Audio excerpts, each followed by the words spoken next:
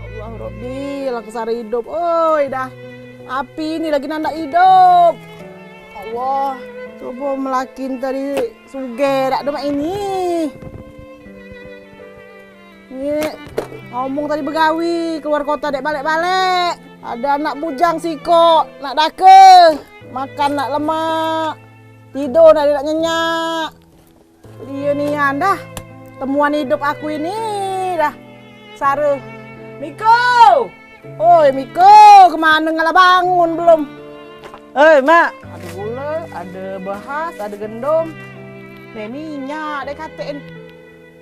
Miko, beli ke rumah minyak lampu Miko. Dah wala-wala Miko, danglah tidur ini. Awal dunia kita ini nah, api dah hidup. Nak masak bolu. Miko. Oh Miko. Oi. Gehak lah pula tidur ini, nganin tidur terus. Awak bujang ini. Ah, Lagi lemak mimpi, Mak. mak mimpi umat nak buat kue. Cantiknya, Mak. Nganin sana merayu umat kan ini. Api nak ada hidup. Mana sarapan aku, Mak? Sarapan pedia ngan tidur baik ngaka duit situ. Apa ngan meca, apa ngan ngambek-ngambek pedia upahan di situ. Buat apa, Mak? Buat apam. Jadilah. Mak, Ngapa Biko? buat ke kue yang segitiga. Segitiga mana? Tahu yang ada kelapa, ada gula abang dia tuh, manis. Oh, kue Lopez. Tahu segitiga? Nggak kita buat apam baik dulu. Kaki buat karena itu pun beli minyak lampu dulu. Dah. Situ. Nah, Ya? nah.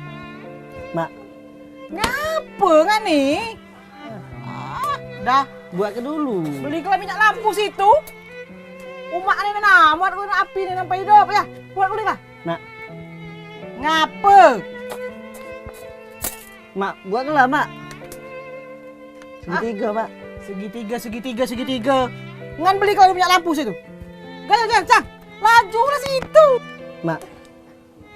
Nah, Miko, dia pulang kan nih? Mak, buat ke lah, Mak. Tidak, sudah kamu buat ke kue segitiga, aku beli ke minyak lampu. Buat ke kue dulu, baru beli ke minyak lampu. Nggak ada nih. Segitiga. Ini nah, segi 5 galak kan?